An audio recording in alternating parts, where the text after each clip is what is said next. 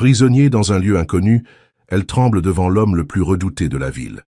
Jusqu'à ce que ces mots changent tout. Ici, nous sommes seuls. L'aéroport Charles de Gaulle bouillonnait en ce jeudi matin avec l'agitation typique de ceux qui transportent des rêves et des contrats millionnaires dans leurs bagages. Au terminal des départs internationaux, Mathieu Lefebvre ajustait le poignet de sa chemise italienne, tout en vérifiant pour la 3e fois les documents qui allaient porter sa société de construction à un niveau jamais atteint par une entreprise française. À 32 ans, il avait transformé Lefebvre un associé en le plus grand empire d'ingénierie d'Europe occidentale, construisant des gratte-ciels qui redéfinissaient les horizons urbains et des complexes résidentiels qui étaient de véritables villes dans la ville. Sa réputation était aussi solide que les structures qu'il érigeait. Un homme de peu de mots, d'une grande efficacité et d'une tolérance zéro pour l'amateurisme. Certains l'appelaient « machine », d'autres « génie ». Mathieu préférait croire qu'il était simplement quelqu'un qui comprenait que dans le monde des affaires, les sentiments étaient des luxes que peu pouvaient se permettre de cultiver. L'invitation de Patrimoine France Holdings était arrivée 3 semaines plus tôt, accompagnée d'un dossier qui avait même fait hausser un sourcil à Mathieu. L'entreprise, un conglomérat national avec des tentacules dans l'agroalimentaire, les mines et le tourisme de luxe, lançait le projet le plus ambitieux de son histoire. La restauration complète du château impérial de la Vallée d'Or, une propriété historique de 1000 hectares dans la campagne provençale qui avait appartenu à la famille royale française au XIXe siècle. Le château, classé monument historique mais abandonné depuis des décennies, serait transformé en le resort le plus exclusif du pays, combinant luxe contemporain et préservation historique. L'investissement avoisinait les 800 millions d'euros, et le contrat n'était pas seulement une question d'argent. Il s'agissait d'immortaliser un nom dans l'histoire de l'architecture française. La compétition se résumait à 2 entreprises, sa propre Lefebvre & Associés et Delacroix Construction, dirigée par une jeune femme qui avait hérité du contrôle de l'entreprise après la mort soudaine de son père, 1 an auparavant. Mathieu ne connaissait Antoine Delacroix que par sa réputation, un homme intègre, visionnaire, qui avait construit son entreprise pierre par pierre. Sa fille, cependant, était un mystère que le marché tentait encore de déchiffrer.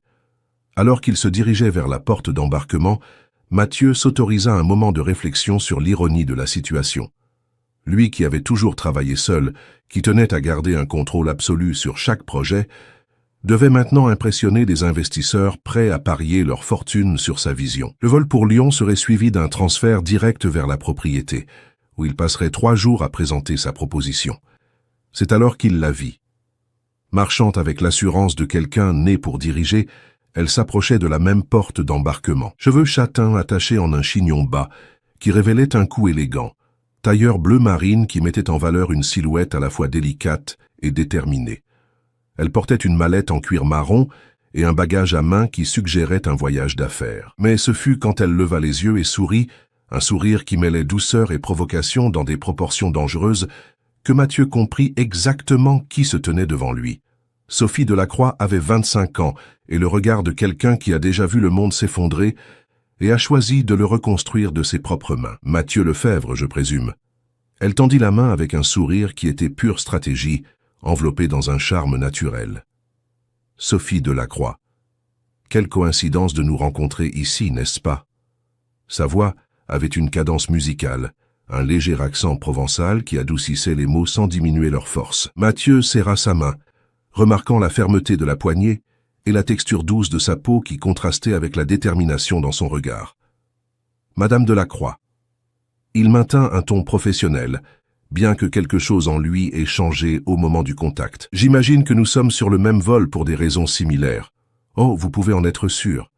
Elle lâcha sa main mais garda son sourire, maintenant avec une pointe d'amusement mal dissimulée.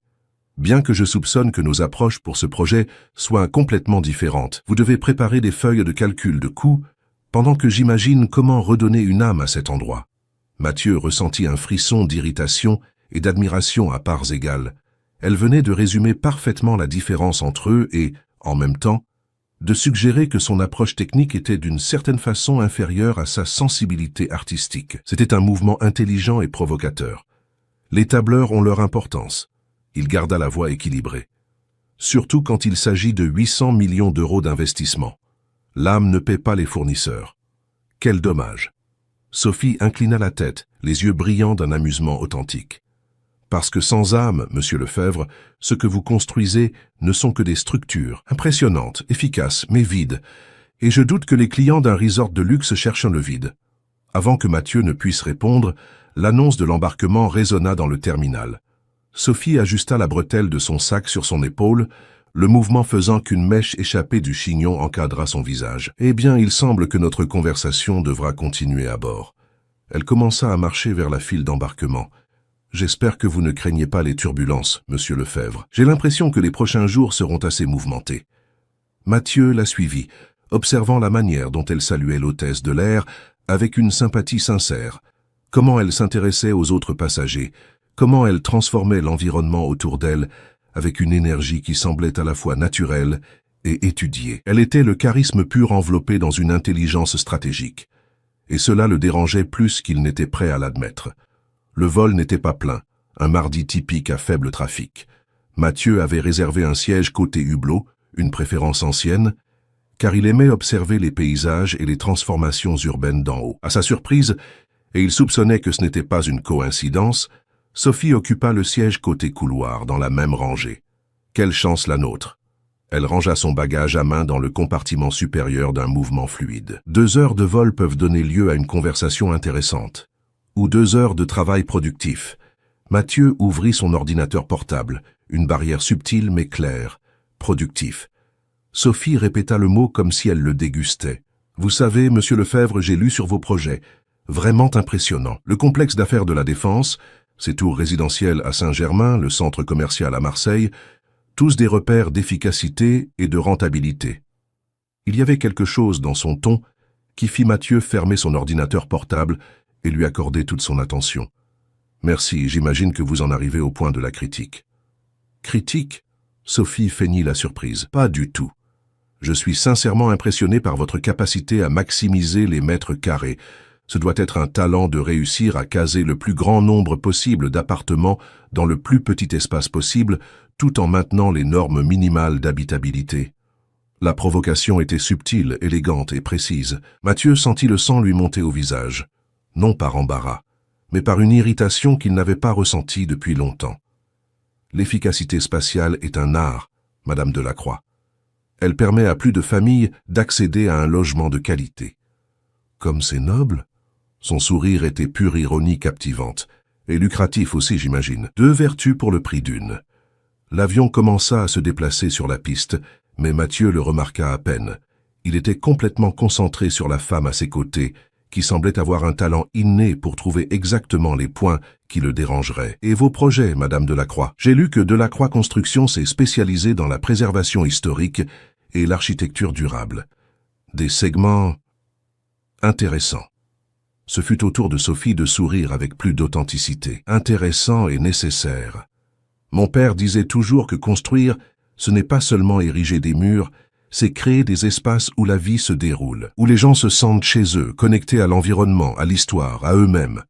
Belle philosophie. » Mathieu maintint un ton neutre. « Et commercialement viable? Plus que vous ne l'imaginez. Le marché change, monsieur Lefebvre. Les gens ne veulent pas seulement des mètres carrés, ils veulent des expériences. Ils veulent se sentir partie de quelque chose de plus grand. Et cela vaut particulièrement pour le tourisme de luxe. » L'avion décolla, et Mathieu observa Paris diminuer par la fenêtre. La ville qu'il avait aidé à façonner avec ses gratte-ciel semblait maintenant une mosaïque de possibilités et de limitations. « Alors vous croyez pouvoir redonner une âme au château impérial ?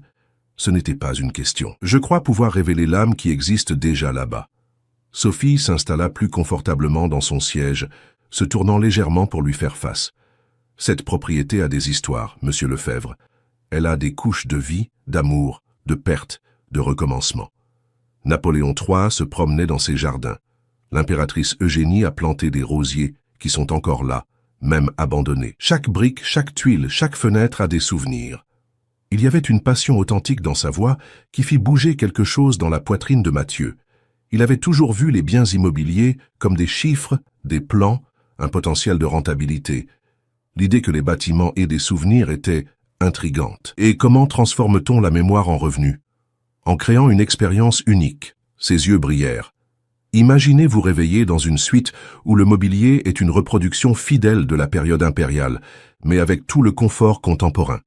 Prendre le petit déjeuner sur la même terrasse où la famille impériale regardait le lever du soleil. Marcher dans des jardins redessinés d'après les plans originaux du XIXe siècle, mais avec une technologie d'irrigation durable. Mathieu se surprit à visualiser exactement ce qu'elle décrivait. C'était une image séduisante, il devait l'admettre. Et quand la nouveauté passera, quand la prochaine mode arrivera? Alors vous n'avez pas compris. Sophie inclina la tête, étudiant son visage avec une intensité qui le mit mal à l'aise. Il ne s'agit pas de mode, monsieur Lefebvre. Il s'agit d'authenticité, de connexion. Les gens ont faim d'expériences réelles dans un monde de plus en plus artificiel. Les expériences réelles coûtent cher à maintenir. Tout ce qui en vaut la peine coûte cher à maintenir. Elle sourit à nouveau, mais cette fois, il y avait une vulnérabilité dans son sourire que Mathieu n'attendait pas.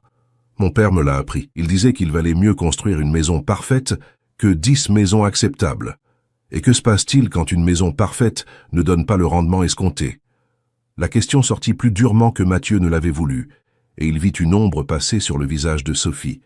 Pendant un moment, son masque de confiance glissa, et il entrevit quelque chose de plus fragile derrière. Alors vous trouvez un moyen de la rendre viable sans compromettre son essence. Sa voix était plus basse maintenant, plus intime. Ou vous acceptez que certaines choses valent plus que l'argent. Dans le monde des affaires, Madame Delacroix, très peu de choses valent plus que l'argent. Comme c'est triste. Elle le regarda directement sans détourner les yeux. Ça doit être solitaire de vivre dans un monde où tout a un prix, mais rien n'a de valeur. L'observation frappa Mathieu comme un coup de poing dans l'estomac. Non parce qu'elle était injuste, mais parce qu'elle contenait une vérité qu'il passait la plupart du temps à éviter d'examiner. La valeur est subjective. Il garda la voix ferme. Le profit est objectif.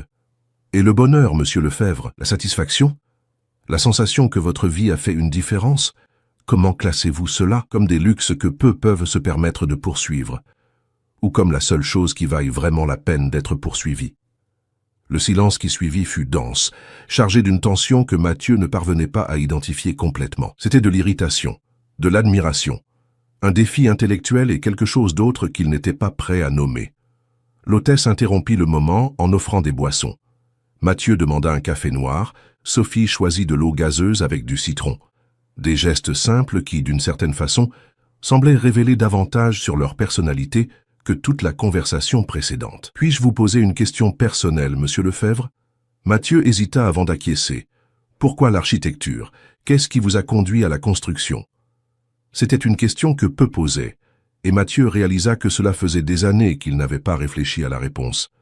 Le contrôle. Le mot sortit avant qu'il ne puisse le filtrer. Quand vous construisez quelque chose, vous avez le contrôle sur chaque détail. Chaque brique, chaque poutre, chaque finition, c'est prévisible, sûr. Et quand vous étiez enfant, saviez-vous déjà que vous vouliez contrôler des briques? Mathieu sourit malgré lui. Quand j'étais enfant, je voulais construire des châteaux, d'énormes châteaux où je pourrais vivre avec mes parents pour toujours. Et qu'est-il arrivé au château? J'ai grandi. J'ai découvert que les châteaux ne paient pas les factures. Quel dommage. Sophie prit une gorgée d'eau, le geste pensif. Je suis sûr que vous construiriez de beaux châteaux. Et vous, Madame Delacroix, pourquoi l'architecture? À cause de mon père. Il m'emmenait sur les chantiers depuis toute petite.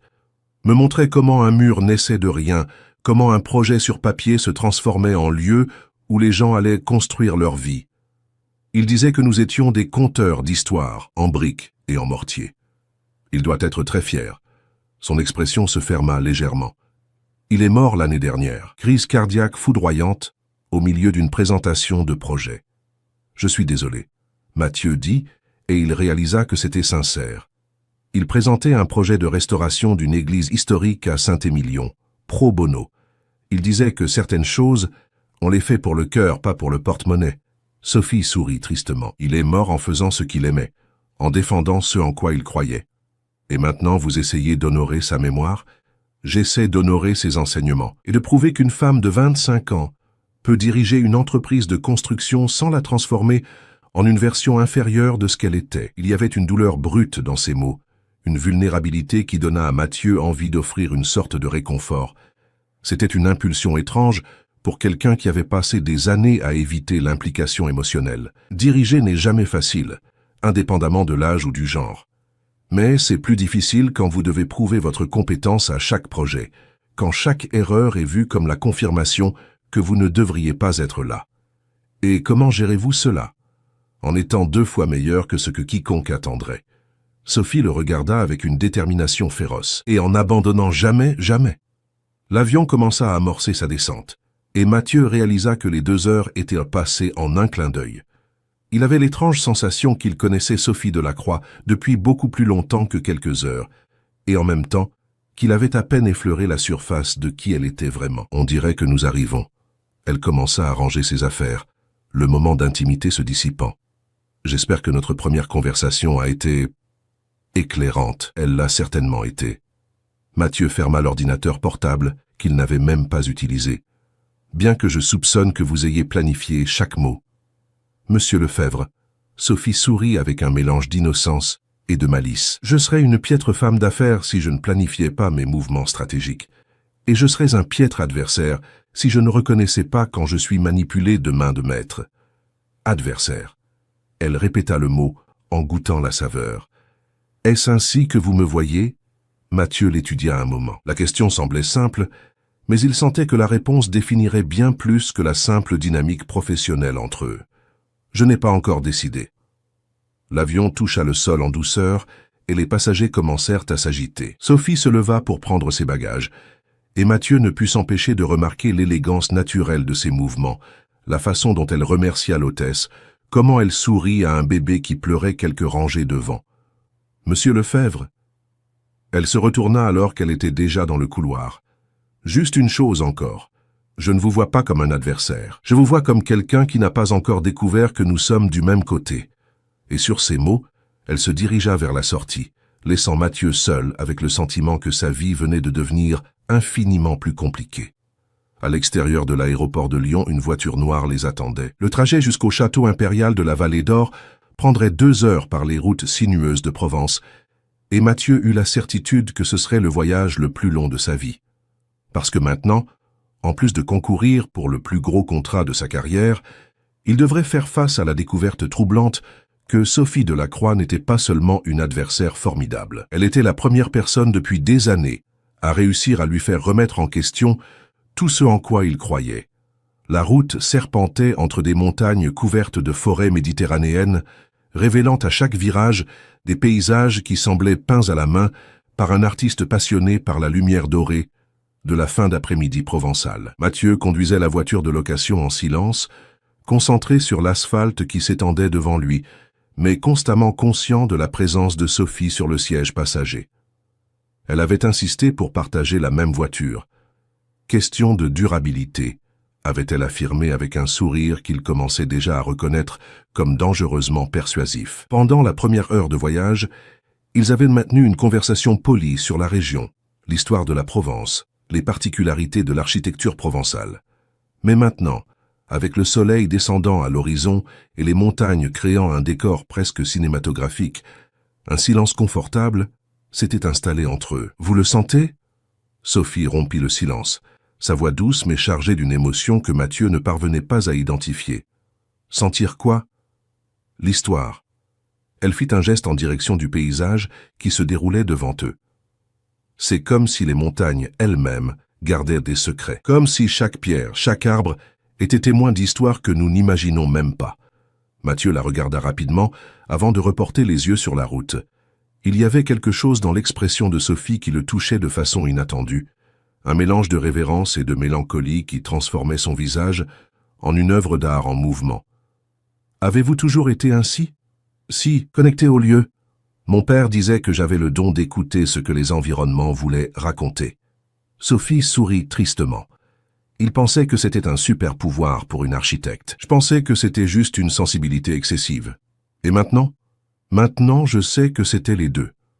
Le panneau indiquant « Château impérial de la Vallée d'Or », 5 kilomètres, apparut sur le côté de la route, et Mathieu sentit son estomac se nouer.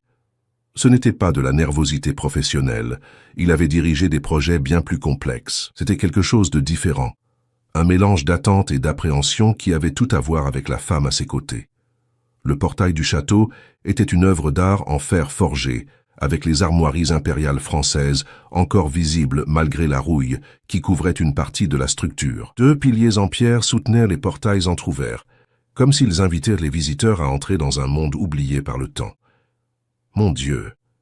La voix de Sophie était presque un murmure. Le château s'étendait devant eux comme un mirage mélancolique. Le corps de logis, une construction imposante de 2 étages avec des caractéristiques typiques de la période impériale, se dressait majestueusement même dans son état d'abandon. Les murs chaulés, autrefois blancs comme des nuages, présentaient maintenant des taches d'humidité qui créaient des motifs abstraits sur la façade. Des fenêtres en bois sculptées pendaient ouvertes, certaines des persiennes se balançant doucement avec le vent, produisant une plainte basse qui résonnait dans les jardins sauvages. Mathieu gara la voiture devant la véranda principale, où des colonnes doriques soutenaient un avant-toit orné de détails en stuc qui préservait encore des traces de l'élégance originale. Des plantes grimpantes avaient conquis une partie de la structure, créant un manteau vert, qui à la fois protégeait et cachait l'architecture historique. C'est encore plus impressionnant que je ne l'imaginais. Sophie sortit lentement de la voiture, comme si elle craignait de briser le charme du moment. Regardez ces détails sur la corniche, Mathieu, et le travail de la pierre sur les colonnes, c'est de l'art pur. Mathieu la suivit, observant la propriété avec des yeux d'ingénieur. Il voyait des problèmes structurels, des besoins de renforcement, des estimations de coûts pour la restauration, mais il voyait aussi, pour la première fois depuis des années, de la beauté, une beauté mélancolique et touchante qui faisait remuer quelque chose dans sa poitrine. Les fondations semblent solides. Il marcha vers la construction principale.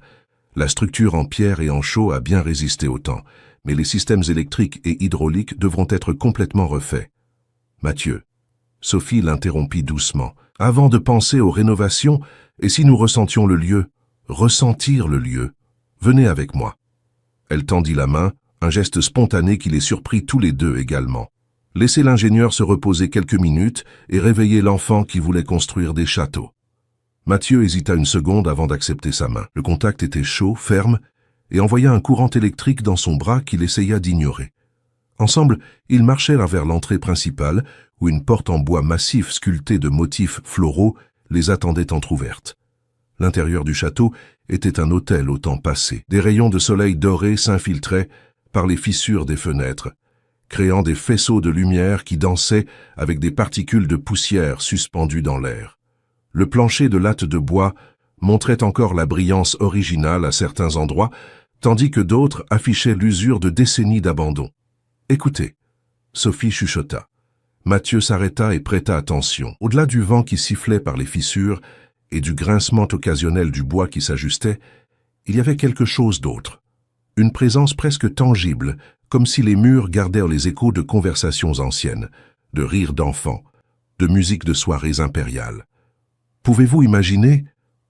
La voix de Sophie était révérencieuse. Napoléon III marchant dans ce salon, l'impératrice Eugénie jouant du piano là dans ce coin, des invités dansant des valses, tandis que les cristaux du lustre reflétaient la lumière des bougies. Vous parlez comme si vous y aviez assisté. D'une certaine façon, j'y ai assisté. Elle lâcha sa main et marcha jusqu'au centre du grand salon. Chaque marque sur ce plancher raconte une histoire. Chaque tache sur le mur est un souvenir. Il ne s'agit pas seulement de restaurer, Mathieu, il s'agit de ressusciter. Il l'observa tourner lentement au centre de la pièce, les bras ouverts comme si elle essayait d'embrasser toute l'histoire contenue dans ces murs. La lumière dorée du soir l'enveloppait comme un projecteur naturel, et Mathieu dut admettre qu'il n'avait jamais rien vu de plus beau. Et comment ressuscite-t-on un lieu? Sa voix sortit plus rauque qu'il ne l'avait voulu. Sophie s'arrêta de tourner et le regarda directement. Pendant un moment, l'air entre eux vibra d'une intensité qui n'avait rien à voir avec l'architecture ou l'histoire. Avec amour. La réponse était simple mais chargée de sens, avec respect, avec la volonté d'écouter ce dont le lieu a besoin, pas seulement ce que nous voulons qu'il devienne. Un bruit de pas sur la véranda brisa le moment. Par la porte entr'ouverte, entra un homme d'âge moyen, costume froissé par le voyage, expression renfrognée qui suggérait de la désapprobation avant même qu'il n'ouvre la bouche. « Mademoiselle Delacroix ». La voix était sèche, formelle. « Monsieur Lefebvre, je présume. Je suis Philippe Dumas de Patrimoine France Holdings, responsable de la supervision de ce projet. » Mathieu et Sophie s'éloignèrent instinctivement l'un de l'autre, comme des adolescents pris en train de faire quelque chose d'interdit. L'embarras fut immédiat et révélateur. « Monsieur Dumas !» Sophie retrouva sa composition professionnelle avec une rapidité impressionnante. « Quel plaisir de vous rencontrer en personne. » Dumas les observa d'un œil critique. « J'espère que vous avez fait un voyage productif, bien que je doive vous avertir que les conditions ici sont précaires. Nous étions justement en train d'évaluer cela. » Mathieu intervint, adoptant automatiquement une posture protectrice envers Sophie. « La structure principale est en meilleur état que nous ne l'espérions. C'est discutable. » Dumas marcha dans le salon d'un pas lourd qui résonna comme des critiques.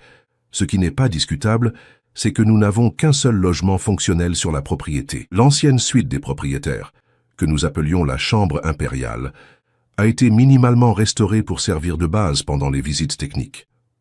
Mathieu et Sophie échangèrent un regard rapide. « Un seul logement ?» Sophie demanda, bien que Mathieu soupçonnait qu'elle connaissait déjà la réponse. « Oui, un seul, avec 2 lits séparés, naturellement. » Dumas semblait satisfait du malaise évident de la situation. « J'espère que ce ne sera pas un problème pour des professionnels sérieux comme vous. »« Bien sûr que non. » Mathieu répondit avant que Sophie ne puisse protester. « Nous sommes adultes et professionnels. Nous pouvons partager un espace temporairement. » « Excellent. » Le sourire de Dumas ressemblait davantage à une grimace. « Laissez-moi vous montrer vos quartiers. » La chambre impériale se trouvait au 2e étage du château, accessible par un escalier en bois noble qui grinçait musicalement à chaque pas. La double porte s'ouvrait pour révéler un environnement qui semblait suspendu entre les époques. Des meubles d'époque restaurés partagèrent l'espace avec des équipements modernes, comme un petit réfrigérateur et un climatiseur qui semblaient incongrus avec le plafond en stuc orné. 2 lits simples occupèrent des côtés opposés de la chambre, séparés par une distance qui semblait à la fois excessive et insuffisante. De hautes fenêtres donnaient sur les jardins abandonnés, où des rosiers sauvages créaient un tapis de pétales sur le sol. L'impératrice Eugénie a-t-elle vraiment planté ses roses? Sophie se dirigea immédiatement vers la fenêtre, ignorant l'éléphant dans la pièce qu'était la situation d'hébergement. Selon les registres historiques, oui. Dumas consulta un dossier. Il y a aussi une salle de bain privée, récemment rénovée, et un petit espace de travail. Le Wi-Fi a été installé la semaine dernière, bien que le signal soit instable. Mathieu posa sa valise sur le sol, essayant de traiter la réalité qu'il partagerait cet espace intime avec Sophie pendant une durée indéterminée. L'idée était à la fois terrifiante et inexplicablement attirante. Le dîner sera servi à 7 heures dans le petit salon du rez-de-chaussée. Dumas se dirigea vers la porte. « Demain matin, nous commencerons les inspections techniques. J'espère que vous vous reposerez bien. » Quand la porte se referma derrière lui, le silence dans la chambre devint dense. Mathieu et Sophie évitèrent de se regarder directement, s'occupant de leurs bagages comme s'il s'agissait des tâches les plus importantes du monde. « Je peux dormir sur le canapé du salon si c'est inconfortable. » Mathieu offrit, bien qu'une partie de lui espérait qu'elle refuse. « Ne soyez pas ridicule. » Sophie sortit quelques vêtements de sa valise avec un naturel étudié. « Nous sommes des professionnels. De plus, après avoir porté une entreprise de construction sur mes épaules pendant 1 an, je vous garantis que je peux gérer un colocataire temporaire. » « Colocataire ?» Mathieu répéta, testant les mots. « Ça fait longtemps que je n'ai pas entendu cette expression. Depuis l'université, j'imagine. » Sophie sourit, et pour la première fois depuis l'arrivée de Dumas, la tension dans l'air diminua légèrement. « Je parie que vous étiez le type d'étudiant qui organisait ses livres par ordre alphabétique et faisait tous ses devoirs avec 1 semaine d'avance. » Ordre chronologique, en fait, et 2 semaines d'avance. Mathieu se surprit à lui sourire en retour. « Et vous étiez le type qui inspirait tout le monde et rendait des projets géniaux à la dernière minute ?»« Pas à la dernière minute, la dernière semaine. J'avais besoin de temps pour m'assurer que c'était parfait. » Sophie s'assit au bord d'un des lits et Mathieu remarqua comment ce simple mouvement semblait à la fois naturel et troublant. « Mon père disait toujours que j'étais une perfectionniste déguisée en spontanée. Il avait raison, sur beaucoup de choses. » Son expression s'assombrit momentanément, y compris sur le fait que je devais apprendre à faire confiance à des partenaires. « Vous ne faites pas facilement confiance? Vous aussi ?» La question le prit au dépourvu. Mathieu s'assit sur l'autre lit, créant un petit amphithéâtre intime entre eux. « Je fais confiance aux chiffres, aux projets, aux contrats bien rédigés, et aux personnes. Les personnes sont imprévisibles. Ce n'est pas toujours mauvais. » Sophie l'étudia avec cette intensité qu'il commençait à craindre et désirer à parts égales. Parfois, les meilleures surprises viennent de l'imprévisibilité. Avant que Mathieu ne puisse répondre, un coup à la porte interrompit le moment. Une jeune femme en uniforme entra avec un plateau. « Excusez-moi de vous déranger. Je suis Élise, je travaille à la cuisine. J'ai apporté un goûter, au cas où vous voudriez vous rafraîchir avant le dîner. » Le plateau contenait du café fraîchement préparé, des petits pains au fromage encore tiède, de la confiture de lait crémeuse et des biscuits qui exhalaient un arôme fait maison irrésistible. « Merveilleux, Élise. Merci beaucoup. » Sophie se leva pour recevoir le plateau et Mathieu remarqua comment elle traitait l'employé avec une chaleur authentique, s'enquérant de sa famille, complimentant le café. Quand Élise sortit, Sophie servit 2 tasses et en offrit une à Mathieu. Leurs doigts se frôlèrent pendant l'échange, et de nouveau ce courant électrique parcourut son bras. « Vous savez, Mathieu, j'ai une proposition. » Sophie goûta le café et soupira de satisfaction. « Et si nous mettions la compétition de côté pour quelques heures, juste pendant que nous sommes ici, dans cette chambre, comme colocataires temporaires? » Une trêve, une trêve. Elle tendit la main. Pas de provocation professionnelle, pas de stratégie d'affaires, juste 2 personnes essayant de découvrir comment transformer cette beauté là en bas en le meilleur resort du pays. Mathieu serra sa main, notant que la poignée dura quelques secondes de plus que nécessaire. « Marché conclu, mais j'ai une condition. »« Laquelle ? » ?»« Vous me laissez vous montrer que tous les hommes d'affaires ne sont pas des machines calculatrices sans âme. » Le sourire qu'elle donna en réponse fut lumineux. « Et vous me laissez prouver qu'une femme de 25 ans peut avoir des idées qui vont au-delà de redonner une âme à des lieux historiques. » Ils passèrent l'heure suivante à parler d'architecture, de voyages, de livres, de films.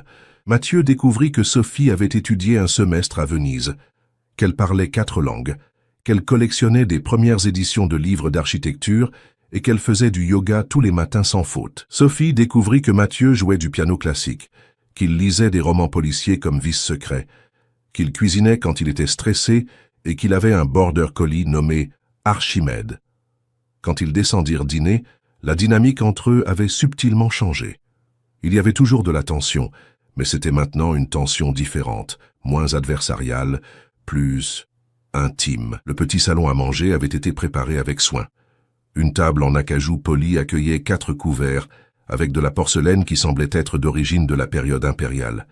Des bougies créaient une atmosphère dorée qui transformait l'environnement en quelque chose sorti d'un roman d'époque. Philippe Dumas était déjà assis, étudiant des documents avec son expression perpétuellement insatisfaite. Il leva les yeux quand Mathieu et Sophie entrèrent ensemble, et le regard de désapprobation qu'il leur adressa était presque comique dans son intensité. « J'espère que vous avez profité de l'après-midi pour étudier les documents techniques que j'ai envoyés. » « Bien sûr. » Sophie s'assit avec élégance. « Bien que nous ayons également utilisé le temps pour nous familiariser avec l'environnement, il est impossible de concevoir une restauration sans comprendre l'essence du lieu. » « Essence !» Dumas répéta le mot avec le même ton qu'il aurait utilisé pour parler d'une superstition primitive. « Madame Delacroix, avec tout le respect dû à l'héritage de votre père, c'est un investissement de 800 millions d'euros. L'essence n'apparaît pas dans le bilan final. » Mathieu sentit Sophie se raidir à côté de lui, et une vague de protection le surprit par son intensité. « Monsieur Dumas. » Sa voix était ferme, mais contrôlée.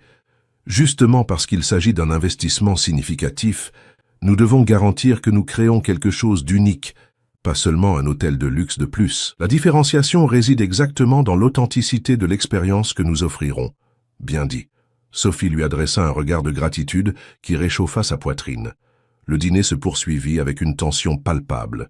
Dumas remettait en question chaque suggestion créative, chaque proposition qui s'écartait du standard commercial le plus évident. Mathieu se retrouva à défendre les idées de Sophie sans même s'en rendre compte, tandis qu'elle soutenait ses arguments techniques avec une loyauté qui le surprit. Proposer un spa avec des traitements basés sur des herbes cultivées dans les jardins même du château n'est pas économiquement viable. Dumas coupa l'une des suggestions de Sophie. C'est du folklore romantique. C'est de la différenciation de marché. Mathieu intervint avant même de pouvoir se retenir. Les spas thématiques deviennent un créneau à forte valeur ajoutée. Si nous pouvons créer une expérience qui connecte les clients à l'histoire locale, nous aurons quelque chose qu'aucun concurrent ne peut copier. Sophie le regarda avec surprise et admiration authentique. Quand le dîner se termina enfin, Dumas se retira avec un bonne nuit sec, laissant Mathieu et Sophie seuls dans le salon éclairé aux bougies. « Merci. » Sa voix était douce. « Vous n'aviez pas besoin de me défendre. »« Je ne vous défendais pas. Je défendais une bonne idée. » Menteur. Elle sourit. « Mais merci quand même. » Ils montèrent ensemble à la chambre, le couloir sombre éclairé seulement par la lumière de la lune qui entrait par les hautes fenêtres. L'intimité de la situation, marcher côte à côte vers la chambre qu'ils partageraient, créait une tension presque tangible. « Mathieu ?» Sophie s'arrêta devant la porte de la chambre. « Oui ? Pourquoi faites-vous vraiment cela ? La construction, je veux dire. Pas la réponse sur le contrôle que vous avez donné dans l'avion. La vraie raison. » Il hésita, la main sur la poignée de la porte. « Parce que, quand j'étais enfant, ma famille a perdu notre maison. Expulsion. Mes parents ne se sont jamais remis de l'humiliation, de la sensation de ne pas avoir un endroit sûr dans le monde. » Sa voix était basse, intime dans l'obscurité du couloir. « J'ai juré que je ne me sentirais plus jamais vulnérable comme ça, et que je construirais des lieux où d'autres personnes pourraient se sentir en sécurité. Et vous vous sentez en sécurité ? Toujours. » La réponse sortit automatique, mais quand il la regarda, éclairé par la lumière argentée de la lune, il réalisa qu'il mentait. Pour la première fois depuis des années, il se sentait complètement vulnérable.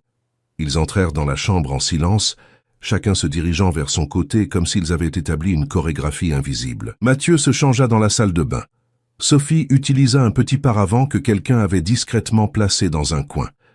Quand les lumières s'éteignirent et que chacun s'installa dans son lit, l'obscurité de la chambre sembla amplifier tous les sons. Sa respiration à elle, le grincement du matelas quand il se retournait, le vent dans les arbres du jardin. « Mathieu !» La voix de Sophie coupa l'obscurité. « Je crois que nous allons faire quelque chose d'incroyable ici. Avec le resort, avec tout. » Il resta silencieux, traitant les couches de signification de ces mots. De l'autre côté de la chambre, la respiration de Sophie devint plus profonde, plus régulière. Mathieu resta éveillé pendant des heures, regardant le plafond orné qu'il distinguait à peine dans l'obscurité, conscient de chaque mouvement d'aile, de chaque soupir, de la présence troublante et réconfortante de Sophie Delacroix dormant à quelques mètres de distance. Et pour la première fois de sa vie adulte, Mathieu Lefebvre s'avoua qu'il avait peur. Non du projet, non de l'investissement, non de la compétition. Il avait peur qu'à un moment donné, durant les prochains jours dans ce château historique, il perde le contrôle qu'il avait passé toute sa vie à construire. Et le plus effrayant de tout était qu'une partie de lui espérait déjà que cela arrive. Le réveil de Mathieu sonna à 6 heures, mais il était déjà éveillé depuis au moins 1 heure, observant la lumière dorée de l'aube provençale filtrée à travers les hautes fenêtres de la chambre impériale. Pendant toute la nuit, il avait été douloureusement conscient de la présence de Sophie de l'autre côté de la pièce, le rythme doux de sa respiration, le froissement occasionnel des draps quand elle bougeait, le parfum subtil qui semblait imprégner l'air autour d'elle.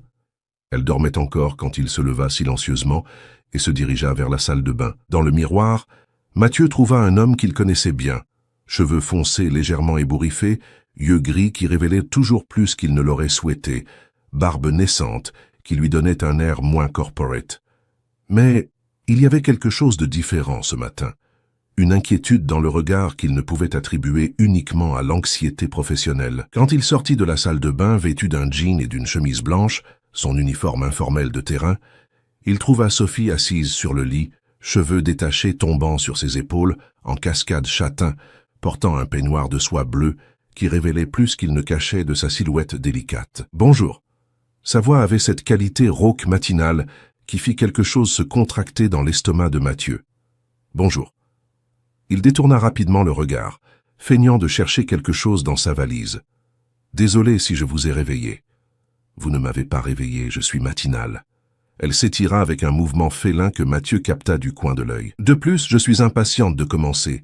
J'ai hâte de voir toute cette propriété à la lumière du jour. » Mathieu risqua de la regarder à nouveau et le regretta immédiatement.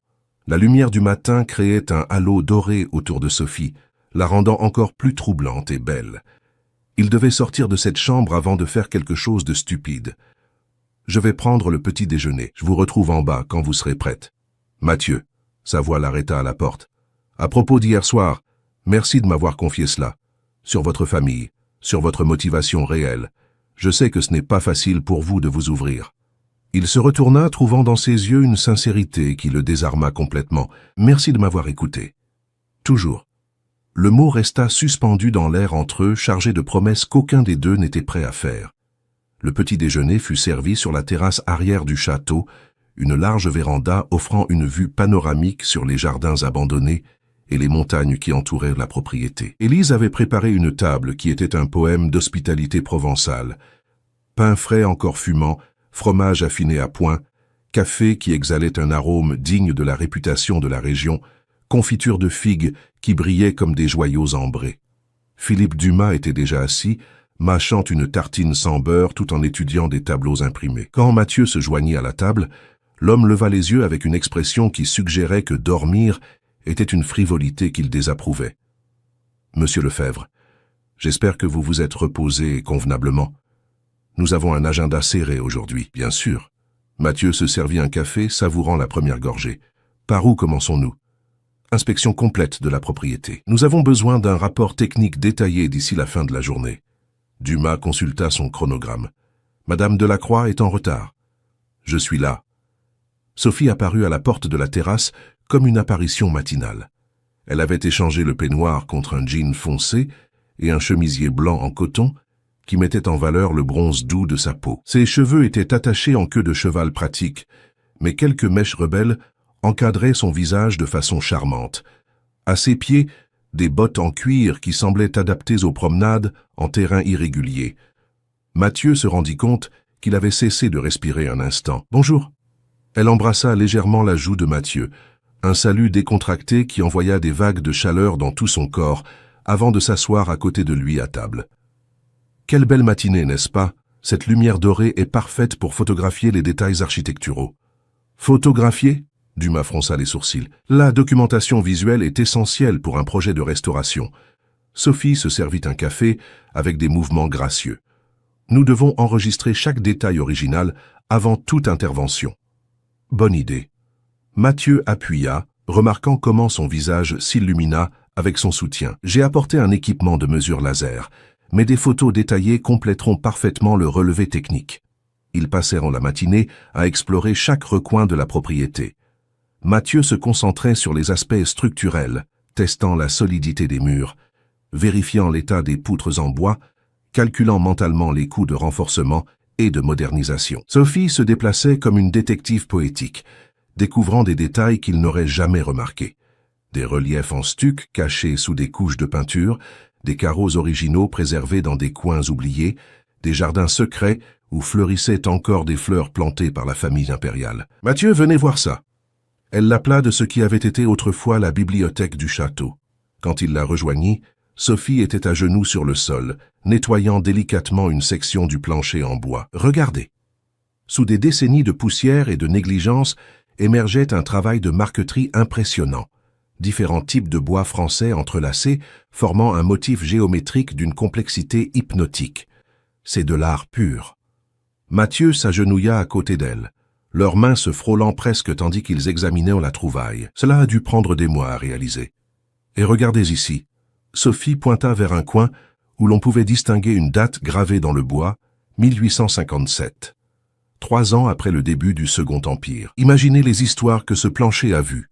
Ils étaient ainsi proches que Mathieu pouvait sentir la chaleur qui émanait du corps d'elle, respirer le parfum subtil qui se mêlait à l'odeur de bois ancien et d'histoire.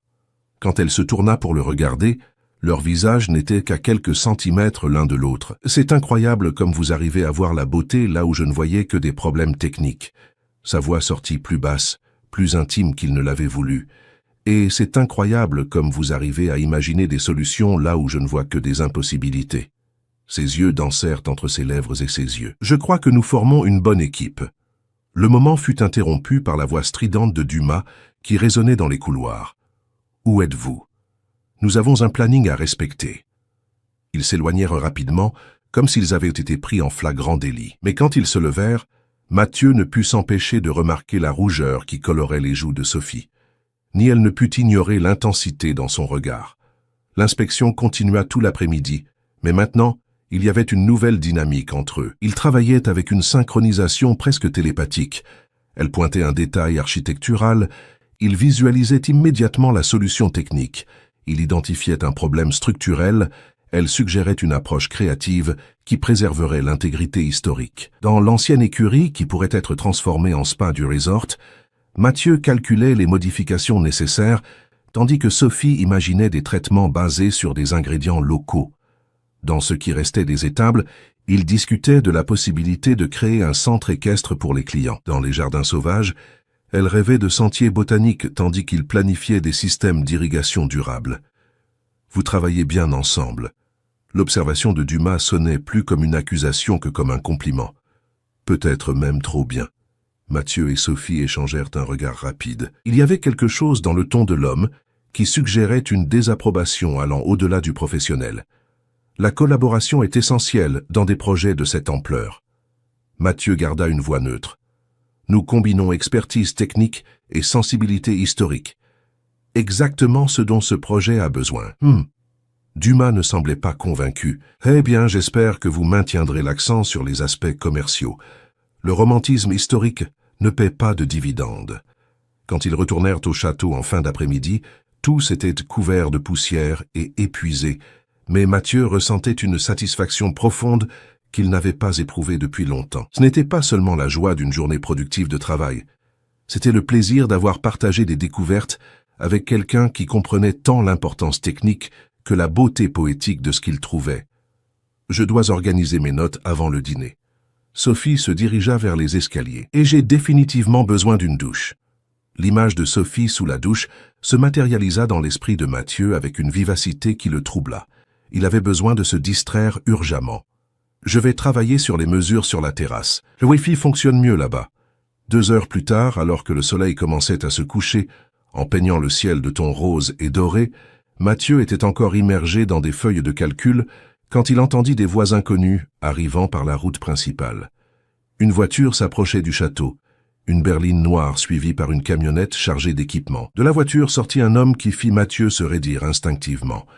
Grand, brun, avec le genre de sourire facile qui gagnait immédiatement la sympathie, il se déplaçait avec la confiance décontractée de quelqu'un habitué à être bien accueilli partout où il allait. Il portait un jean délavé et une chemise en lin blanc qui semblait avoir été conçue spécifiquement pour mettre en valeur sa silhouette athlétique. Ce doit être le consultant italien. Dumas apparut aux côtés de Mathieu sur la terrasse.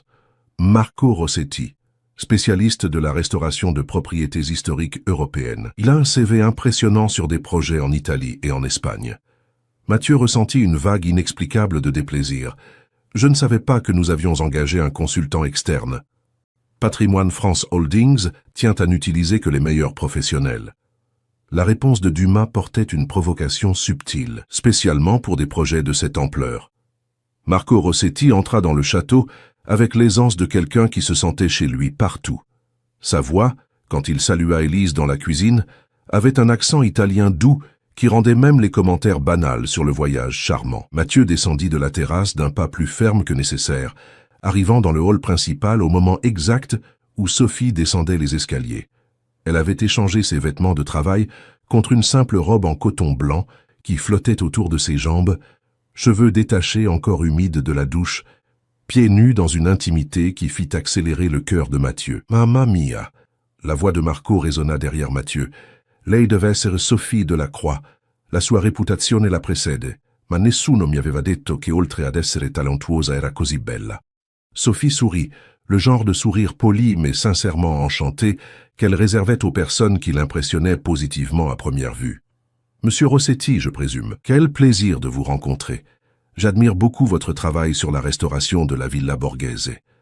S'il vous plaît, appelez-moi Marco, et le plaisir est tout à moi. » Il prit sa main et l'embrassa légèrement, un geste qui semblait naturel venant de lui mais qui fit serrer les poings à Mathieu. « Je suis impatient de travailler avec quelqu'un qui partage ma passion pour redonner vie à des lieux historiques.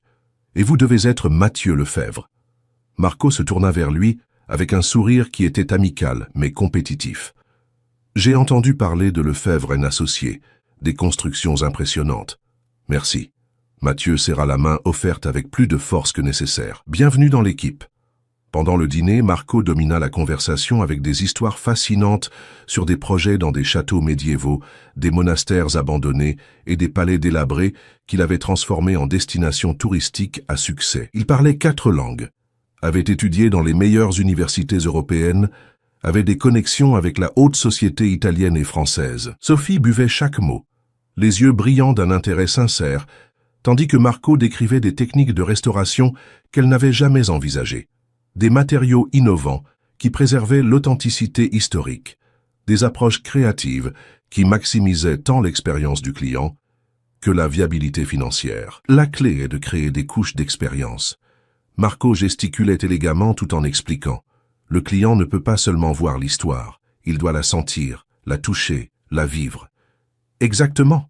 Sophie se pencha en avant, animée. C'est ce que j'essaye d'expliquer. Il ne suffit pas de restaurer les structures, nous devons restaurer l'âme du lieu. Précisément. In Italia abbiamo detto, le pietre hanno memoria. Les pierres ont de la mémoire. Notre travail est de réveiller ces souvenirs. Mathieu observait l'interaction entre eux avec un malaise croissant qu'il ne pouvait expliquer rationnellement. Marco était clairement compétent. Ses idées étaient intelligentes, son expérience était précieuse. Mais il y avait quelque chose dans la façon dont il regardait Sophie, dont il s'adressait exclusivement à elle durant ses explications, qui donnait à Mathieu envie d'interrompre chaque phrase. Et les aspects techniques, Mathieu réussit finalement à insérer une question. Système électrique, hydraulique, structurel. Comment équilibrer modernisation et préservation? Ah oui, bien sûr. Marco lui adressa un sourire qui semblait vaguement condescendant. Ces aspects sont importants, naturellement. Mais le véritable art est de les rendre invisibles. Le client ne doit pas percevoir où finit le 19e siècle et où commencent les commodités du 21e siècle. Plus facile à dire qu'à faire. Mathieu maintint un ton professionnel, mais il y avait une tension sous-jacente, spécialement quand il s'agit de normes de sécurité et d'accessibilité. Certainement, c'est un défi qui requiert, comment dites-vous, du doigté? Marco sourit à Sophie comme s'il partageait une plaisanterie interne. Heureusement, Sophie semble avoir beaucoup de doigté. Le double sens ne passa pas inaperçu, et Mathieu sentit quelque chose de sombre remuer dans sa poitrine. Après le dîner, Marco suggéra que lui et Sophie fassent une promenade dans les jardins pour discuter d'idées préliminaires. Mathieu regarda par la fenêtre de la chambre, tandis qu'ils se promenaient sous la lumière de la lune, leurs silhouettes se déplaçant parmi les rosiers sauvages, leur voix se mêlant au son du vent dans les arbres. Quand Sophie monta finalement, presque 2 heures plus tard, Mathieu était allongé dans son lit, feignant de lire, mais en réalité observant chaque mouvement d'elle à travers sa vision périphérique. Marco a des idées fascinantes. Elle commenta tout en brossant ses cheveux devant le miroir ancien. Il a travaillé sur la restauration d'un monastère en Toscane, qui est devenu l'un des hôtels les plus exclusifs d'Europe. Mathieu tourna une page qu'il n'avait même pas lue. Il a suggéré que nous créions des expériences immersives pour les clients. Des dîners thématiques avec des recettes de la période impériale, de la musique d'époque, même des vêtements d'époque pour ceux qui veulent participer. Ça semble intéressant. Sophie arrêta de brosser ses cheveux et se tourna pour le regarder. « Vous allez bien?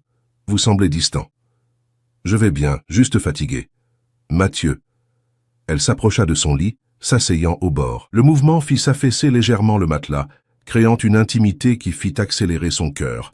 « Qu'est-ce qui vous dérange vraiment ?»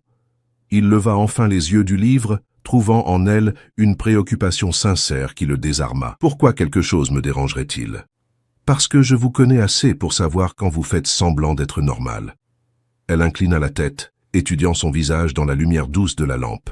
« C'est à propos de Marco ?» Pourquoi serait-ce à propos de Marco?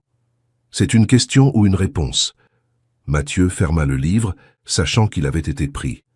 Il semble compétent. Mais, pas de mais, il est compétent. Mathieu. Sophie tendit la main et toucha légèrement son bras à travers sa chemise. Le contact envoya des vagues de chaleur dans tout son corps. Parlez-moi. La sincérité dans le toucher, dans la voix, dans les yeux d'elle, brisa ses défenses. Je n'aime pas la façon dont il vous regarde. La confession sortit plus crue, plus vulnérable qu'il ne l'avait voulu. Sophie cligna des yeux, surprise. Comment me regarde-t-il? Comme si vous étiez à lui. Mathieu s'assit sur le lit, se mettant au même niveau qu'elle. et je n'aime pas combien cela me dérange. Mathieu, je sais que je n'ai pas le droit de me sentir ainsi. Nous sommes collègues, concurrents, nous ne sommes même pas vraiment ça. Mais quand je l'ai vu embrasser votre main aujourd'hui, quand je vous ai vu marcher ensemble dans le jardin, il passa sa main dans ses cheveux, frustré. Merde, Sophie, qu'avez-vous fait de moi? La question resta suspendue entre eux, chargée d'une vulnérabilité que Mathieu n'avait jamais montrée à personne. Sophie l'observait avec une expression qu'il ne parvenait pas à déchiffrer. Surprise, tendresse, peur, désir, tout mélangé dans une tempête émotionnelle qui reflétait le chaos qu'il ressentait intérieurement. Mathieu, sa voix était un murmure. Oubliez ça. Il commença à se lever. Oubliez que j'ai dit ça. Ce n'est pas approprié, ce n'est pas... Elle l'empêcha de se lever, plaçant ses deux mains sur son visage, le forçant à la regarder. Vous pensez que ça ne m'affecte pas de voir d'autres femmes vous regarder? Vous pensez que je n'ai pas remarqué comment la réceptionniste de l'hôtel à Lyon flirtait? Comment Élise devient toute timide quand vous lui souriez? Ses yeux brillaient d'une intensité qui fit disparaître le monde alentour. Vous pensez que je n'ai pas passé les nuits éveillées à penser à ce que cela signifierait si nous laissions cela arriver? Cela quoi? Sa voix était rauque, vous savez quoi. Ils étaient si proches que Mathieu pouvait compter les petites taches de rousseur sur son nez, voir les reflets dorés dans ses yeux bruns, sentir son souffle contre ses lèvres. Sophie, c'était à moitié supplique, à moitié avertissement. Mathieu, elle se pencha encore plus près. Arrêtez de penser, arrêtez d'avoir peur, arrêtez de tout contrôler. Et puis elle l'embrassa. Ce fut un baiser qui commença doucement, presque hésitant, comme une question murmurée. Mais quand il répondit, quand ses mains s'enfouirent dans ses cheveux et l'attirèrent plus près, le baiser se transforma en quelque chose d'urgent, de désespéré, comme s'ils essayaient de rattraper tout le temps perdu en provocation et résistance. Quand ils se séparèrent pour respirer, tous deux étaient haletants, les yeux dans une intensité qui faisait mal. Nous ne devrions pas... Mathieu commença. Non. Sophie l'interrompit, posant un doigt sur ses lèvres. Nous ne devrions pas. Mais nous allons le faire. Cette fois, ce fut lui qui l'embrassa, avec une passion qui les surprit tous les deux. Des mois de tension non résolue, des jours de proximité forcée, des heures d'admiration croissante, tout se condensa dans ce moment où ils s'autorisèrent enfin à ressentir ce qu'ils s'étaient battus pour nier. Ses mains, à lui, explorèrent son visage, son cou, la courbe de ses épaules, comme s'il voulait mémoriser chaque centimètre. Les siennes s'entrelacèrent dans ses cheveux, descendirent sur sa poitrine, tracèrent les muscles de son dos à travers sa chemise. Quand elle commença à déboutonner sa chemise, Mathieu sentit la dernière barrière de contrôle se dissoudre. « Vous êtes sûr ?» il murmura contre ses lèvres.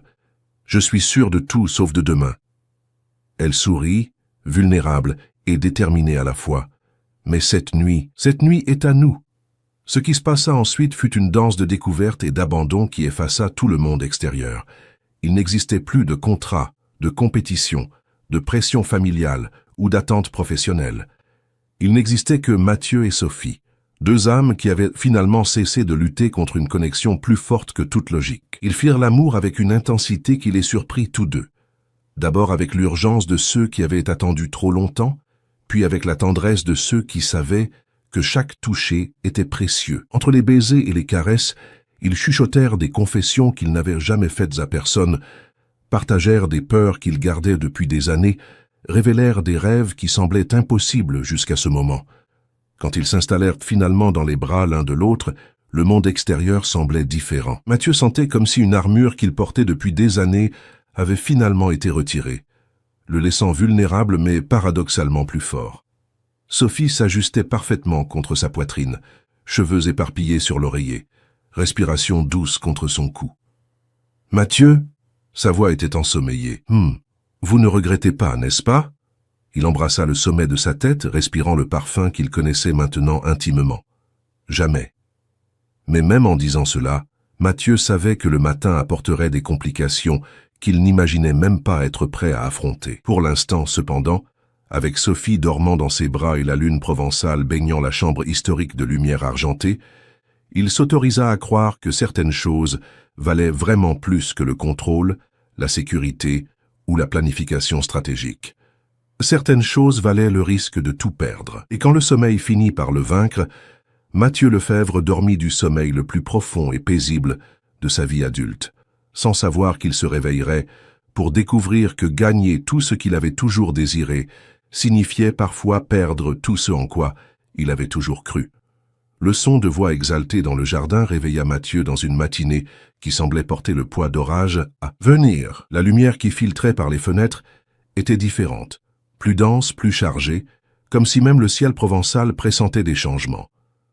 Pendant un moment délicieux, il oublia tout ce qui n'était pas la femme endormie dans ses bras, cheveux châtains éparpillés sur sa poitrine, respiration douce contre sa peau. Sophie semblait un ange dans son sommeil, les traits adoucis par la pénombre matinale, lèvres entr'ouvertes dans un sourire secret qui fit accélérer le cœur de Mathieu. La nuit précédente avait été une révélation dans tous les sens. Non seulement la passion physique, mais l'intimité émotionnelle qu'ils avaient partagée, les barrières qu'ils avaient abattues, les confessions chuchotées entre les baisers qui avaient fondamentalement changé qui ils étaient l'un pour l'autre. Mais les voix à l'extérieur devenaient plus fortes, plus urgentes, et Mathieu reconnut le ton tranchant de Philippe Dumas mêlé à d'autres voix qu'il ne parvenait pas à identifier. À contre-cœur, il se déplaça pour enquêter, prenant soin de ne pas réveiller Sophie. De la fenêtre, il pouvait voir Dumas gesticulant vigoureusement tout en conversant avec deux hommes en costume, clairement des cadres de Patrimoine France Holdings. Marco Rossetti était également présent, sa posture corporelle suggérant un malaise face à la situation. Il y avait une tension dans l'air qui fit Mathieu s'habiller rapidement. « Mathieu ?» La voix endormie de Sophie le fit se retourner. Elle s'asseyait dans le lit, drap couvrant son corps nu, cheveux ébouriffés de façon adorable, yeux encore lourds de sommeil mais montrant déjà de l'inquiétude. Il y a du mouvement en bas. Dumas est réuni avec quelques cadres. Il s'assit au bord du lit, incapable de résister à caresser légèrement son visage. « Bonjour, au fait. » Le sourire qu'elle donna en réponse fut lumineux, transformant toute la chambre. « Bonjour. » Elle couvrit sa main avec la sienne. « À propos d'hier soir, c'était parfait. » Il l'interrompit doucement. « Vous étiez parfaite. Ce n'est pas ce que j'allais dire. » Elle rit, mais il y avait une vulnérabilité dans ses yeux. « J'allais dire que cela ne change rien entre nous professionnellement. Nous sommes toujours concurrents pour le projet. » Cette observation frappa Mathieu comme un seau d'eau froide. Dans l'intimité de la nuit et de l'aube, il avait complètement oublié la compétition, les 800 millions en jeu, la réalité qui les attendait en dehors de cette chambre. Bien sûr, sa voix sortit plus sèche qu'il ne l'avait voulu. Bien sûr que ça ne change rien. Sophie fronça légèrement les sourcils, remarquant le changement de ton. Mathieu, ce n'est pas ce que je... Un coup ferme à la porte interrompit la conversation. Monsieur Lefebvre, Madame Delacroix. La voix de Dumas sonnait encore plus formelle que d'habitude. Nous avons besoin de vous dans le salon principal, immédiatement. Mathieu et Sophie s'habillèrent dans un silence embarrassé, chacun évitant le regard de l'autre. La magie de la nuit précédente semblait se défaire avec chaque vêtement qu'ils enfilaient, chaque geste qui les ramenait au rôle professionnel qu'ils avaient momentanément abandonné.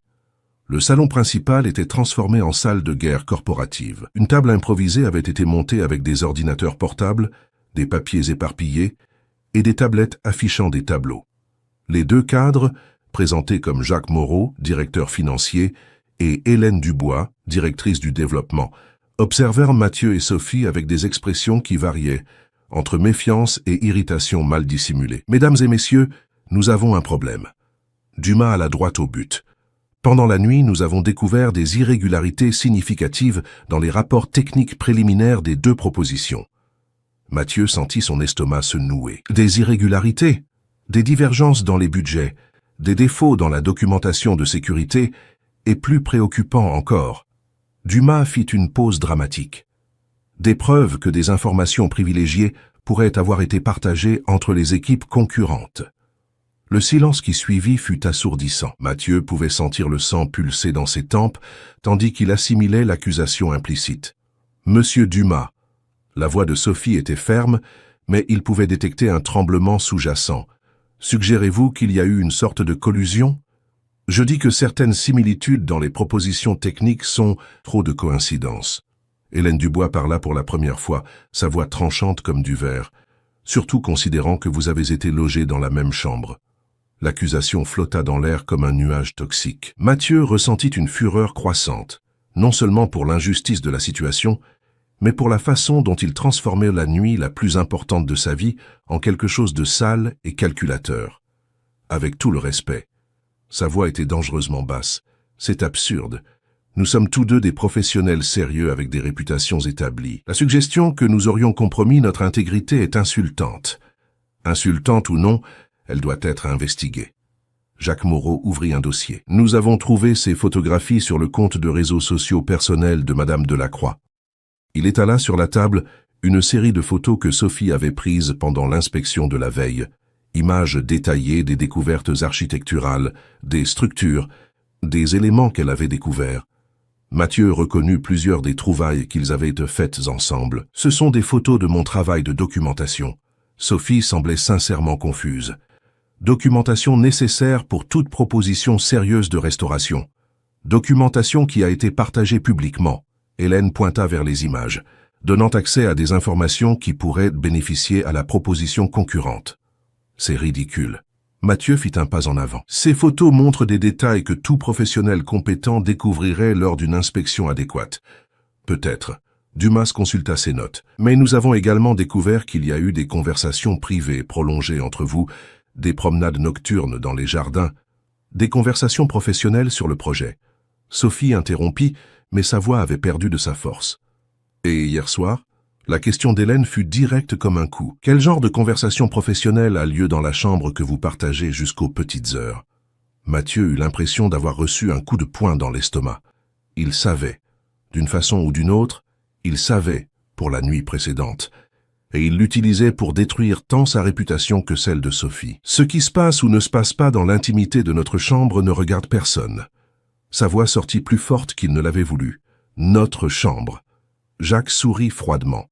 Intéressant choix de mots, monsieur Lefebvre. Mathieu réalisa trop tard qu'il était tombé dans un piège. À côté de lui, Sophie pâlit visiblement. Messieurs, Marco Rossetti parla pour la première fois, sa voix portant un accent qui semblait plus prononcé sous le stress. Peut-être précipitions-nous les conclusions. La collaboration entre professionnels est normale dans des projets de cette ampleur. Merci pour l'observation, monsieur Rossetti. Dumas le congédia d'un geste, mais la collaboration et d'autres activités sont des choses différentes. L'insinuation était trop claire pour être ignorée. Mathieu ressentit une colère froide se répandre dans sa poitrine, pas seulement pour l'injustice, mais pour la façon dont ils humiliaient Sophie publiquement. Assez. Sa voix trancha l'air comme une lame. Je ne vais pas rester ici à écouter des insinuations sur Madame Delacroix. C'est une professionnelle exceptionnelle avec une intégrité inébranlable. Si vous voulez questionner des méthodes ou l'éthique, questionnez les miennes, mais laissez-la en dehors de ça. Le silence qui suivit était dense de significations non dites. Mathieu réalisa qu'il venait de confirmer publiquement qu'il y avait quelque chose de personnel entre eux, mais il s'en moquait. Il ne permettrait pas qu'il détruise la réputation de Sophie. Comme c'est touchant. Hélène sourit, mais c'était un sourire prédateur.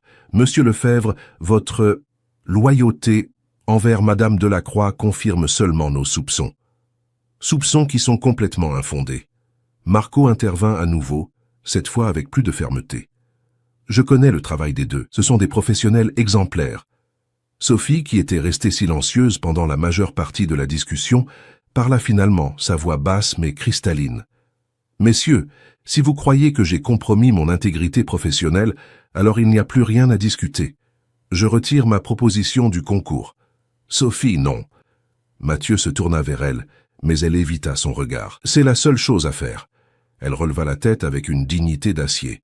Je ne permettrai pas qu'on questionne mon honnêteté ou celle de mon entreprise. Je préfère perdre un contrat que perdre ma réputation. Quel dommage. Dumas ne semblait pas du tout surpris. Alors, monsieur Lefebvre, il semble que vous ayez gagné par élimination. Je ne veux pas gagner ainsi. Les mots sortirent avant que Mathieu ne puisse les censurer. Comment ça, non? Jacques fronça les sourcils. Mathieu regarda Sophie qui rencontra finalement ses yeux. Il y avait de la douleur là, de la déception, mais aussi une détermination féroce qu'il reconnut et admira. Je n'accepte pas un contrat basé sur des accusations sans fondement contre une concurrente respectable. Il redressa les épaules. Si Madame Delacroix retire sa proposition, je retire également la mienne. La salle explosa en protestation. Dumas se leva brusquement, Hélène commença à gesticuler, Jacques essayait de parler en même temps. Mais Mathieu n'avait d'yeux que pour Sophie, qu'il observait avec une expression de surprise et quelque chose qui ressemblait à de la gratitude. « Monsieur Lefebvre !» Hélène réussit à se faire entendre au-dessus du chaos. « Vous jetez 800 millions d'euros par la fenêtre à cause de... Quoi exactement ? À cause de principes. » Il ne détourna pas le regard de Sophie. Quelque chose qui semble faire défaut dans cette salle. C'est inacceptable. Dumas frappa du poing sur la table. Vous avez des obligations contractuelles. Obligations qui ont été rompues au moment où vous avez transformé une compétition professionnelle en chasse aux sorcières basée sur des ragots et des insinuations. Mathieu se dirigea vers la porte, mais s'arrêta à côté de Sophie. Je regrette que ça se termine ainsi. Sa voix était basse, juste pour elle. Vous méritiez de gagner ce projet. Nous le méritions. Sa réponse fut également basse mais chargée de sens. Ce furent les derniers mots qu'ils échangèrent avant de quitter la salle dans des directions opposées, elle montant pour faire ses bagages, lui sortant vers le jardin où il avait besoin d'air frais pour traiter ce qui venait de se passer. 1 heure plus tard, Mathieu était sur la route de retour à Lyon, la voiture de location dévorant les kilomètres, tandis que son esprit traitait la matinée catastrophique. Il avait appelé son assistant pour annuler tous ses rendez-vous de la semaine, alléguant une urgence familiale. Il ne mentait pas. Ce qu'il ressentait était exactement comme une urgence familiale, une perte qui faisait plus mal que n'importe quel contrat perdu. Il avait essayé de parler à Sophie avant de partir, mais elle était déjà partie. Marco l'informa qu'elle avait pris le premier vol de retour à Paris, apparemment déterminée à mettre le maximum de distance possible entre elle et l'humiliation qu'elle avait subie. Pendant 2 semaines, Mathieu essaya de revenir à la normale. Il plongea dans le travail avec l'intensité habituelle, supervisant des chantiers en cours, négociant de nouveaux contrats, maintenant la routine qui avait été son encre durant tant d'années. Mais quelque chose de fondamental avait changé. Les réunions semblaient en vide, les projets avaient perdu leur éclat, et il se surprenait constamment à vérifier son téléphone dans l'espoir de trouver un message qui n'arrivait jamais. Il essaya d'appeler Sophie 3 fois. La première, elle répondit, mais dit être occupée et raccrocha rapidement. La deuxième, l'appel alla directement sur la messagerie vocale. La troisième, le numéro avait été bloqué. La réalité qu'il l'avait perdue, non seulement comme partenaire professionnel, mais comme la femme qui avait révolutionné sa vie en une seule nuit, s'installa comme une douleur physique constante. Ce fut Archimède, son border collie, qui le força à sortir de l'appartement un jeudi pluvieux après-midi. Le chien était agité, grattant la porte et aboyant avec insistance jusqu'à ce que Mathieu cède et décide de l'emmener pour une promenade au jardin du Luxembourg. La pluie s'était arrêtée, laissant l'air frais et parfumé. Mathieu marchait sans but entre les arbres quand il vit quelque chose qui le fit s'arrêter brusquement. Un parterre de fleurs sauvages, délicates et colorées, exactement comme celles que Sophie avait mentionnées durant l'une de leurs conversations sur son enfance avec sa mère. Ma mère avait l'habitude de m'emmener cueillir ces fleurs dans les champs près de notre maison à Saint-Émilion. Le souvenir de sa voix résonna dans son esprit. Elle disait qu'elles étaient les plus belles parce qu'elles poussaient librement, sans que personne ne s'en occupe, simplement en suivant leur nature. Mathieu resta là immobile pendant un temps indéterminé, observant les petites fleurs qui dansaient avec la brise, et pour la première fois en 2 semaines, il sut exactement ce qu'il devait faire. Le voyage de retour en Provence fut un mélange de détermination et de terreur. Mathieu avait découvert, grâce à des contacts dans l'industrie, que Sophie était retournée au château impérial 1 semaine auparavant, seule, dans une dernière tentative de présenter une proposition modifiée directement au propriétaire de Patrimoine France Holdings. C'était un mouvement risqué, presque désespéré, qui pourrait restaurer sa réputation ou la détruire définitivement. Quand il arriva au château en fin d'après-midi, la propriété semblait déserte. La voiture de Sophie était garée devant l'entrée principale, mais il n'y avait aucun signe de vie. Mathieu parcourut les jardins qu'ils avaient explorés ensemble, la cherchant avec une anxiété croissante. Il la trouva dans ce qui avait été la bibliothèque, assise sur le sol de marqueterie qu'ils avaient redécouvert, entourée de plans, de photos et de notes. Elle était visiblement épuisée, cheveux attachés n'importe comment, vêtements froissés, mais il y avait une détermination féroce dans ses yeux qui fit se serrer le cœur de Mathieu. « Sophie !» Elle leva la tête, et pendant un moment il vit surprise, soulagement et douleur alterner dans son expression avant qu'elle ne recompose son masque professionnel. Mathieu, que faites-vous ici? Je suis venu vous apporter quelque chose.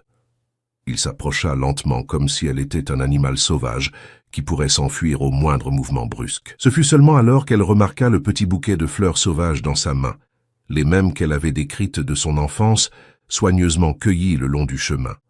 Vous vous êtes souvenu. Sa voix était presque un murmure. Je me souviens de tout ce que vous m'avez raconté. Il s'agenouilla à côté d'elle, offrant les fleurs. Chaque mot, chaque histoire, chaque rêve que vous avez partagé avec moi. Sophie accepta le bouquet d'une main tremblante, et il vit des larmes s'accumuler dans ses yeux. Pourquoi êtes-vous ici, Mathieu? Pourquoi faire? Parce que je suis un lâche. La confession sortit brute, sans filtre. Parce que quand ils nous ont attaqués, ma première réaction a été de me protéger au lieu de vous protéger. Parce que j'ai passé 2 semaines à essayer de revenir à ma vie d'avant, et j'ai découvert qu'elle n'existe plus.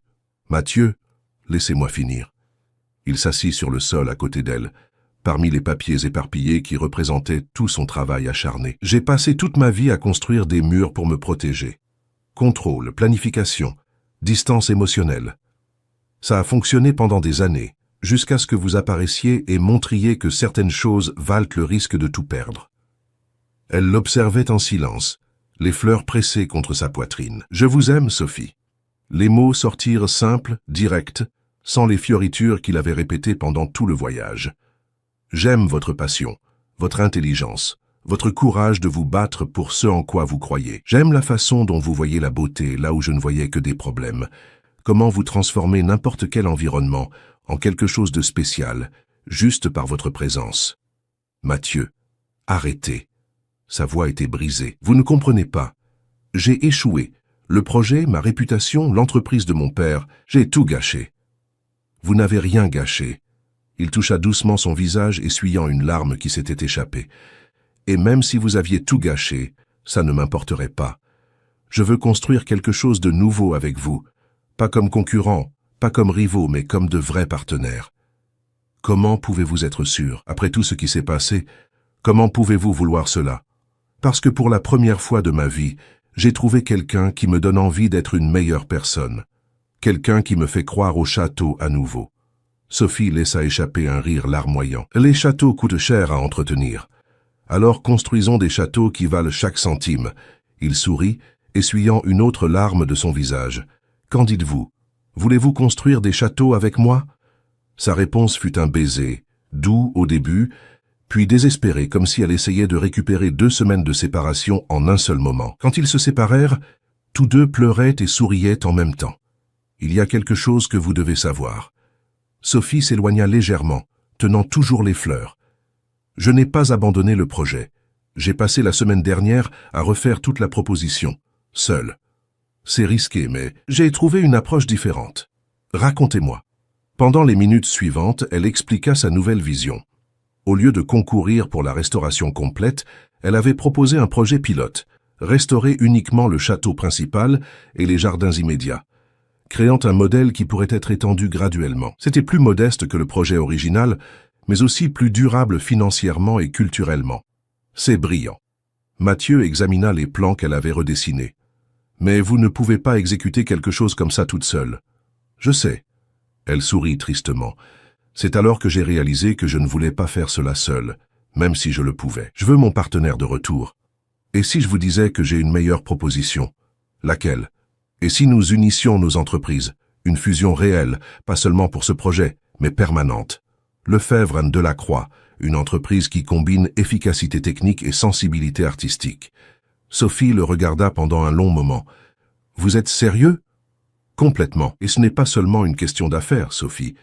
Il s'agit de construire une vie ensemble, une entreprise ensemble, un avenir ensemble. Et si ça ne fonctionne pas? Si nos différences sont trop grandes? Alors nous apprendrons à travailler avec les différences. Vous m'apprendrez à voir la beauté, je vous apprendrai la structure. Vous me montrerez comment se connecter avec les gens. Je vous montrerai comment conclure des contrats. Nous sommes meilleurs ensemble que séparés. » Elle se pencha et l'embrassa à nouveau, cette fois avec une tendresse qui contenait toutes les promesses qu'elle ne pouvait pas verbaliser.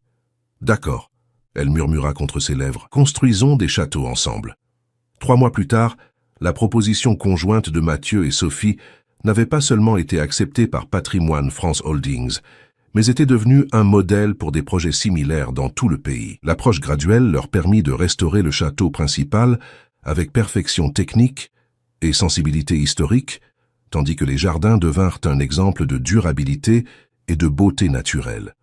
Lefebvre en Delacroix Architecture était devenue l'une des entreprises les plus recherchées du pays, combinant la solide réputation technique de Mathieu avec la créativité innovante de Sophie. Plus important encore, ils avaient prouvé qu'il était possible de maintenir l'intégrité professionnelle et personnelle, même quand amour et affaires se mêlaient. Lors de la cérémonie d'inauguration de la première phase du château impérial de la Vallée d'Or, avec autorités, investisseurs et médias présents, Mathieu et Sophie furent honorés comme le duo révélation de l'année dans le secteur de la construction. Mais ce fut à la fin de la soirée, quand les invités étaient déjà partis et qu'ils marchaient seuls dans les jardins restaurés sous le clair de lune provençale, que le moment le plus important se produisit.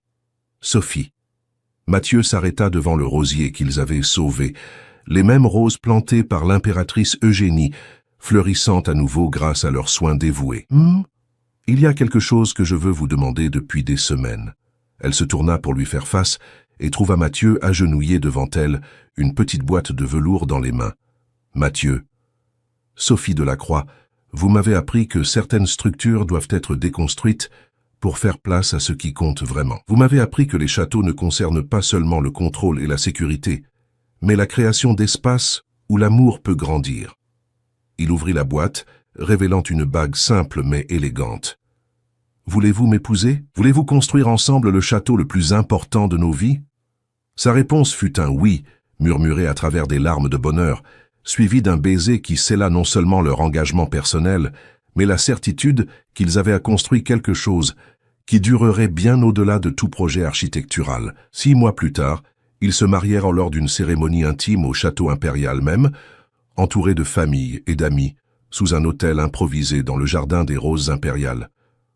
Marco Rossetti fut le témoin de Mathieu, dans un geste qui montrait comment d'anciennes rivalités pouvaient se transformer en amitiés authentiques. Même Philippe Dumas était présent, admettant en privé qu'il n'avait jamais vu un projet exécuté avec tant d'amour et de compétence. La nuit de noces, allongée dans la même suite où tout avait commencé, maintenant complètement restauré mais préservant l'essence historique, Mathieu et Sophie regardèrent le plafond orné qui avait été témoin de leur première nuit ensemble. « Saviez-vous » Sophie traçait des cercles paresseux sur la poitrine de Mathieu. « Saviez-vous depuis le début que cela arriverait? Que quoi arriverait?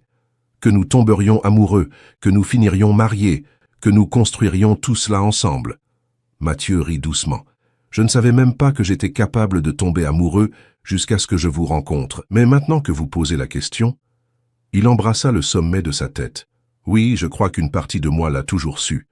Depuis ce premier vol, quand vous avez dit que certaines choses valent plus que l'argent, et vous avez découvert que j'avais raison? J'ai découvert que vous avez toujours raison. » Il rit quand elle le poussa pour plaisanter. « Ou du moins raison sur les choses qui comptent vraiment. » Comme quoi? Comme le fait que les châteaux construits avec amour sont les seuls qui durent vraiment. Comme parfois on doit tout perdre pour gagner ce qui vaut vraiment la peine. Comme deux personnes apparemment opposées peuvent créer quelque chose de plus beau ensemble qu'elles ne créeraient jamais seules. Sophie se redressa sur son coude pour le regarder dans la douce lumière de la lune qui entrait par les fenêtres. « Monsieur Lefebvre, vous devenez poète avec l'âge. Madame Lefebvre, vous m'avez rendu beaucoup de choses que je n'aurais jamais pensé être. Comme quoi? Heureux. » La réponse fut simple, mais chargée d'une vérité profonde qui fit se remplir ses yeux de larmes de joie. Sincèrement, complètement heureux. Et là, dans le château historique qu'ils avaient restauré ensemble, dans la chambre qui avait été témoin tant de la naissance de leur amour que des défis qui les avaient renforcés, Mathieu et Sophie s'abandonnèrent à nouveau l'un à l'autre, non plus comme des rivaux tombés amoureux, mais comme des partenaires de vie qui avaient appris que les meilleurs projets sont ceux construits avec patience, dévouement et amour inconditionnel. Car ils avaient découvert finalement que certaines structures, celles construites sur des fondations de respect mutuel, d'admiration sincère et d'abandon complet, non seulement résistent au temps, mais deviennent plus belles et plus solides chaque jour qui passe, et que parfois il faut risquer de tout perdre pour découvrir qu'on a déjà tout ce dont on a vraiment besoin. Le reste de leur vie serait la preuve que les châteaux construits avec amour sont, en effet, les seuls qui méritent d'être habités.